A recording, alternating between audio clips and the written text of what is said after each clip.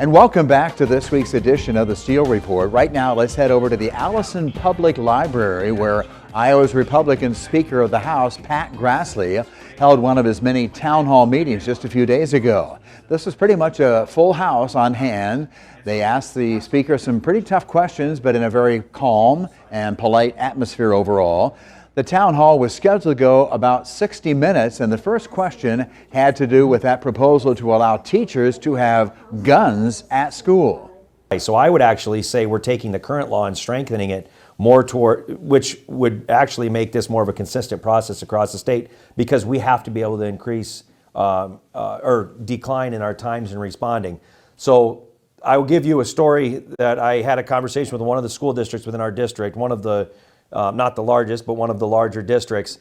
And I had a conversation with the administration and said I'd be curious to know if there would be interest in the school. And 30% of the teachers within the school district said they would be interested in pursuing this. Because I figured it would be 5%, 10%, like what you said, Sue.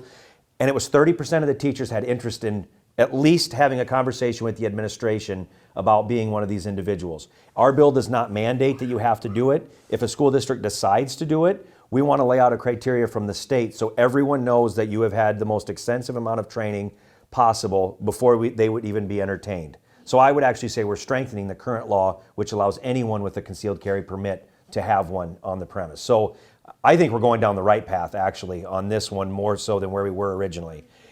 Next came the controversial plan to restructure Iowa's area education agencies. There really is still great confusion over what exactly might happen in that restructuring, and Speaker Grassley tried to calm all the fears. On the AEA topic, so this is what I'm going to say on AEAs. Everything that you know about the AEA bill from its original inception, what I'm going to talk about is a separate bill that in the House we created. And while it has a framework that's similar, it is a brand new bill that is not the same path. So what our bill does, and I break it down into 3-year categories, the 24-25 school district and what happens, and usually I don't make notes, but for myself this is going to be pretty heavy without the top of my head, so I'll do the best I can. But for the 24-25 school district, so this upcoming fall year, nothing is going to change on delivery of services within the school districts. This is in the House bill that we passed out of committee. So nothing changes from the delivery of services. What this will create is it will bring back, there used to be a division of special education within the Department of Education. During Governor Culver, when there wasn't the money, they eliminated that. This will bring back that division underneath the Department of Education. The original proposal was about 130 people, and it was never intended to be a bureaucracy, but the perception was 130 people in the bureaucracy. What our bill is going to do is it's going to create this new division. It's only going to have 13 individuals in Des Moines, part of what I'm going to call the bureaucracy. I don't mean it as a dirty word, but it kind of has a dirty word in my mind. But part of the bureaucracy. What it's also going to do is basically take Department of Education employees that will be created and have them across the state. What the system has to do better at is a connectivity from the AEAs to the schools to the state. All three of those things need to be doing a better job of collaborating with one another, not only just for delivery of services, but for accountability of the dollars. And so, because we put about $500 million a year into AEA services, so I feel that it's important for us to make sure that we know where the money's going, that we're being efficient use of our money, at the same time working towards continuing to improve outcomes. So for the 24-25 school district, nothing changes from the delivery of services within the school district other than creating this new division, and there will be some adjustments to the chief salaries. Right now, the AEA chief salaries are over $300,000 a year. We're going to make it so it comes more in line with what the larger school district superintendents are making. I think that's something that we've looked at since my entire time in the legislature. So the first year, that's basically a basic of what's going to happen. Again, delivery of service, I don't think anything, quite frankly, no one's going to even see a big change. We're going to also in 24 create a task force that will look at all of the things that are being discussed with this, because I'm not sure that there's an answer for every question that's being given, but we're going to have a legislatively led task force. The original task force that was discussed was going to be led by the Department of Education. I don't think that's a fair and unbalanced person to be running it. I think the legislature doing it can force everyone to the table and make sure that this conversation continues. So in 24, again, fairly simple from the amount of changes. I don't think anyone's going to see a huge disruption of services.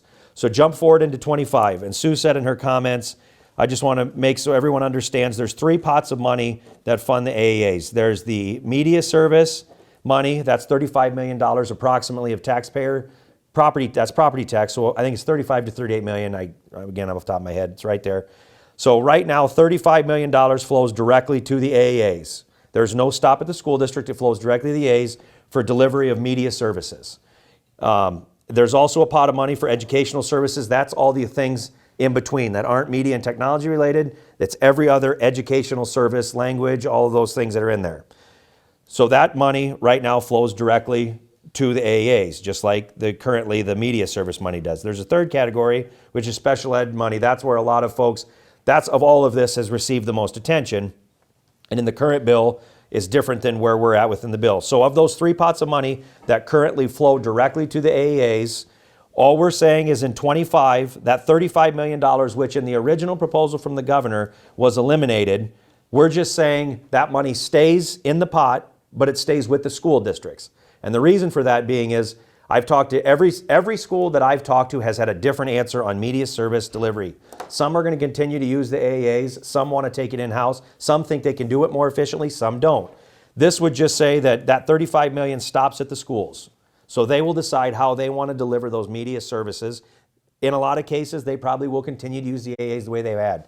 Again, I've had school districts tell me they would like to keep that money because they think they would do it differently. It gets back to, the conversation of local control, which has been a very fuzzy line right now. I think this is the ultimate piece of local control, so every school can react differently.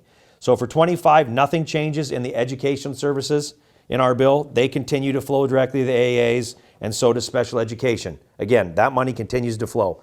Also, I didn't say this, in the original bill the governor had, she had the federal money staying at the school districts. This keeps the federal money within the AEA system. So there's state money of $500 million, and I cannot remember off the top of my head how much federal money currently flow directly to the AEA.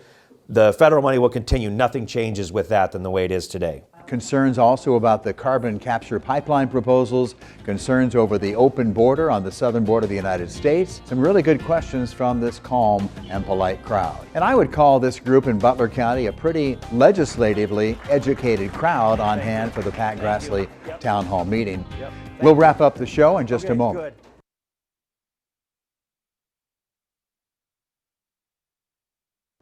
And welcome back as we wrap up this week's edition of the Steel Report with a reminder to check out the website for the Cedar Falls Lions Club. By the way, the idea for kind of doing that segment came when I was covering the renovation recently of that new building being renovated for AFIL, Americans for Independent Living, out on University Avenue. Members of the Cedar Falls Lions Club were there helping with that renovation of the old Slumberland Furniture building. Remember, the Lions Club is celebrating its 100th anniversary and is always looking for new members. As always, thanks for watching. See you next week.